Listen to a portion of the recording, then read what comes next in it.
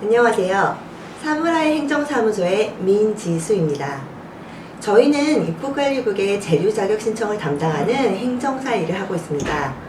오늘은 여러가지 비자 중에서 취업비자에 대해서 설명을 드릴 건데요.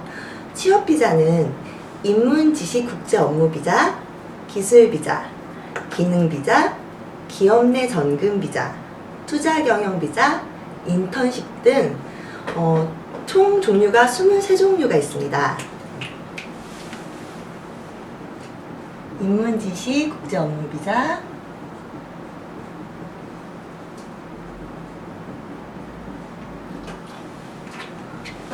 틀렸네요. 죄송합니다.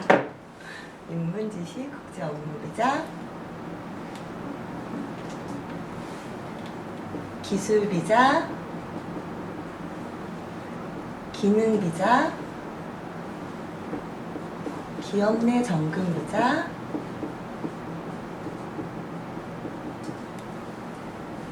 투자경영비자,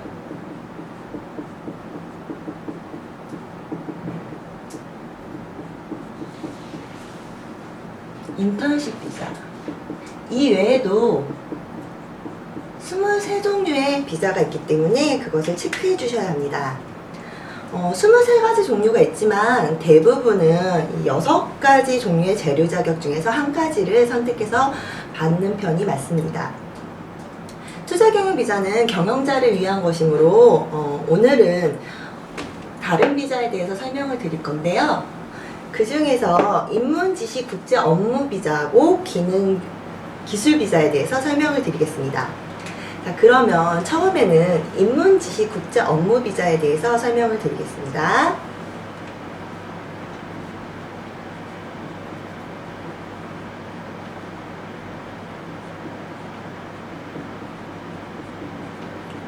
좀 이름이 길죠? 이름이 긴 편입니다만 정확히 비자 이름이 인문지식 국제업무비자입니다. 인문지식 국제업무비자는 흔히 말씀하시는 취업비자 속의 한 개의 카테고리입니다. 자주 오해되고 있는 사항인데요. 취업비자라는 이름의 비자는 없습니다. 여러 가지 카테고리의 비자가 있는데요. 일을 하면서 받는 비자이기 때문에 흔히들 취업비자라고 말을 하는 것입니다. 자, 인문지식 국제업무비자는 인문계의 일, 이른바 영업이나 무역 등의 사무직, 통역이나 번역, 아니면 디자이너 등의 직업을 말합니다. 문과 일을 하는 외국인이 취득할 수 있는 비자입니다. 체류 자격입니다. 문과 계통일입니다. 문과의 일을 하는 외국인이 취득할 수 있는 비자가 인문지식 국제업무비자라고 생각하시면 대체적으로 틀리지 않습니다. 그러면 이 인문지식 국제업무비자가 인정되기 위한 조건, 즉 포인트가 필요한데요. 그 조건이 무엇인지에 대해서 설명해 드리겠습니다. 일본 내에서 유학생을 채용하는 경우에도요, 아니면 해외에서 구인을 해서 채용하는 그 경우에도 기준은 같습니다. 우선 취업비자는 외국인 개인이 신청하는 비자가 아니고요, 기업이 스폰서가 돼서 입국관리국에 신청을 해야 됩니다. 대기업의 경우는 그 규모나 실적이 증명하기 쉽기 때문에 비교적 비자를 받기 쉽지만, 중소기업에게는 회사에 대해서 상당한 서류를 제출할 필요가 있어서 조금 간단하지 않은 편입니다.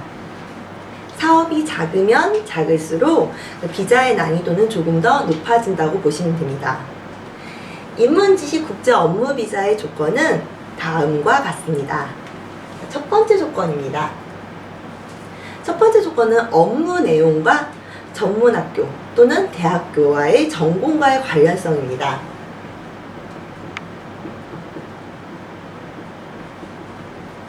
업무 내용과 전공과의 관련성입니다. 우선 일의 내용은 아까도 말씀드렸듯이 문과의 직무 내용이어야 합니다. 문과의 일이라 하면 그 범위가 꽤 넓은데요. 예를 들면 영업이나 총무, 격리, 홍보선전, 상품 개발, 무역, 통역, 번역, 어학교사, 디자이너 등이 그 범위가 되겠는데요. 일단은 인문계의 전반적인 직업이 되겠습니다.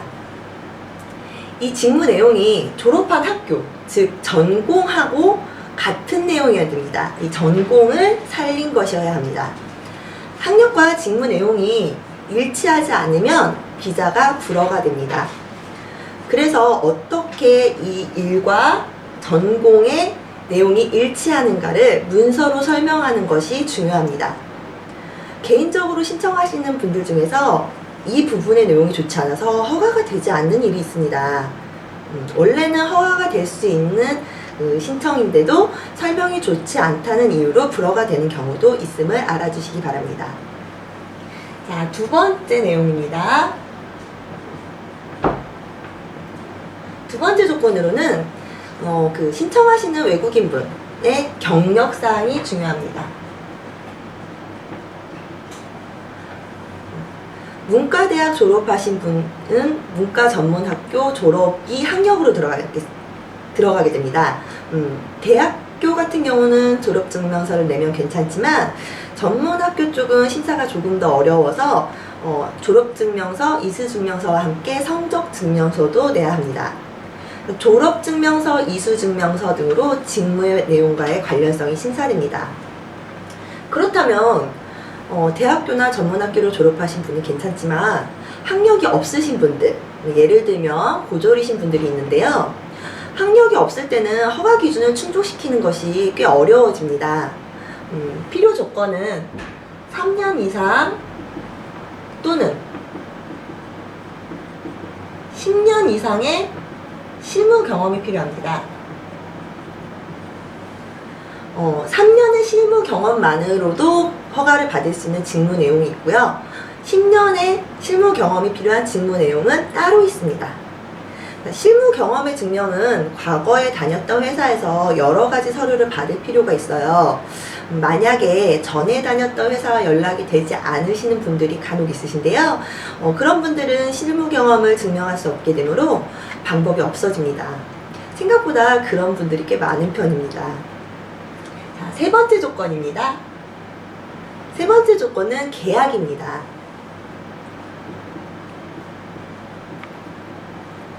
업체와 외국인 사이에 계약이 있어야 함을 이야기합니다. 이 계약은 보통 통상 말하는 고용계약입니다. 그래서 고용계약서를 제출해야 됩니다. 이미 비자가 나올 때는 취업이 되어 있어야 되는 부분입니다. 취업이 되어 있지 않으면 비자가 나오지 않으므로 주의해 주세요. 고용계약 이외에도 파견사원의 파견계약도 또는 청부계약도 모두 가능합니다. 자, 네 번째 조건은 회사의 경영 상태입니다.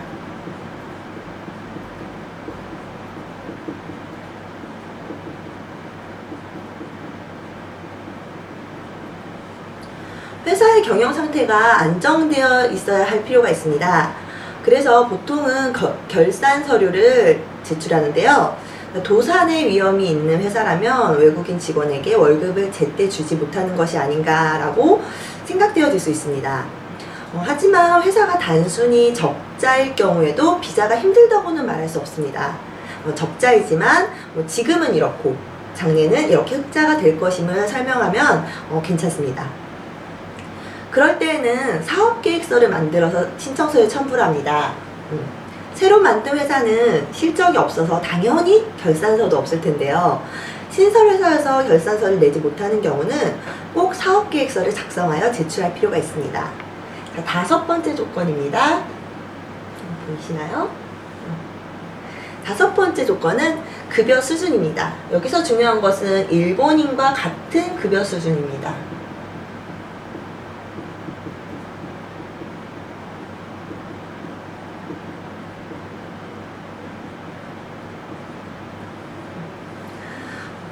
이는 외국인에 대한 부당차별 금지라는 조항인데요.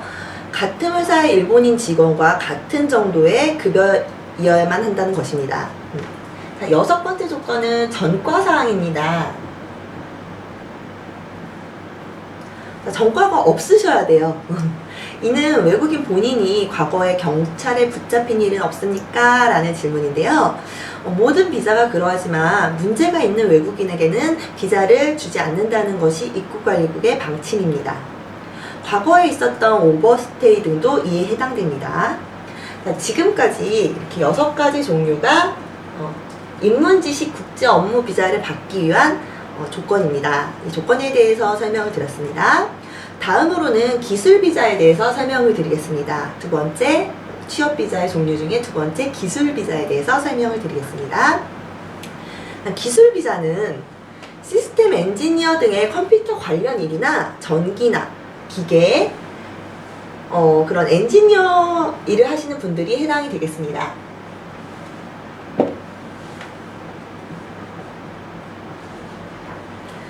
기술이 있는 외국인이 취득할 수 있는 재료 자격인데요. 특히 아까 그 인문지식 국제 업무 비자하고 다르게 이과계, 공과계, 자연계의 직종입니다.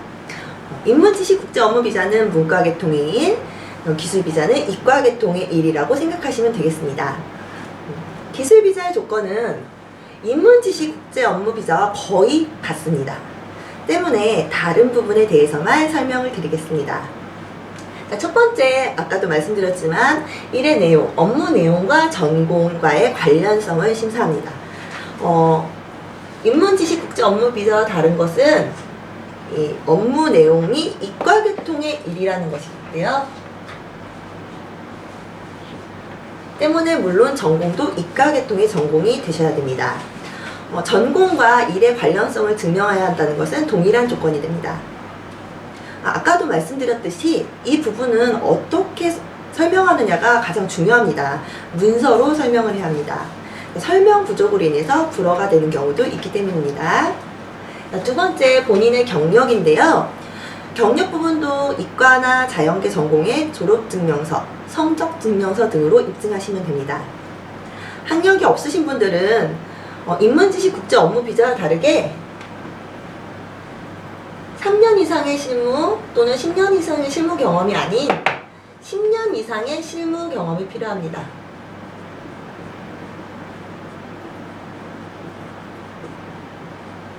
어, 10년 이상의 실무 경험을 재직증명서 등으로 입증하는 것이 그 조건이 되겠습니다. 세 번째, 업체와 외국인과의 계약이 있어야 되는 것. 네 번째, 회사의 경영 상태에 대한 심사. 다섯 번째, 일본인과 동등한 급여 수준이어야 한다는 것. 여섯 번째, 전과가 없어야 한다는 것은 인문지식 국제 업무 비자와 같다고 보시면 됩니다. 지금까지 기술 비자의 조건에 대해서 설명드렸는데요. 자, 이 인문지식 국제 업무 비자와 기술 비자는 2015년 4월부터 이름이 바뀝니다.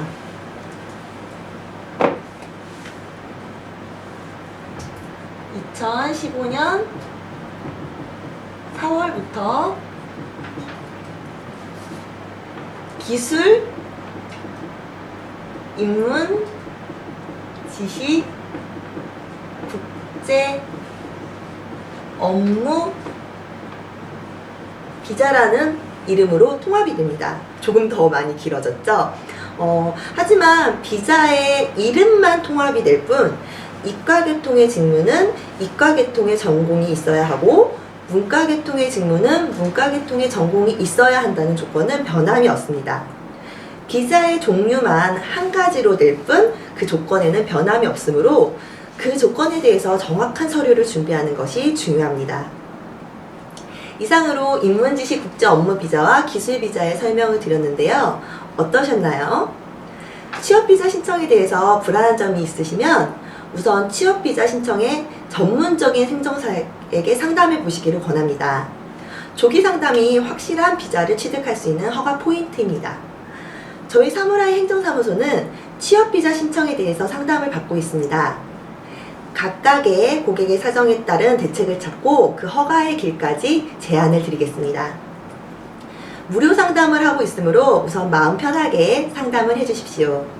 상담 신청의 예약은 전화와 인터넷으로 가능합니다. 궁금하신 사항이 있다면 언제든지 문의해 주시기 바랍니다. 감사합니다.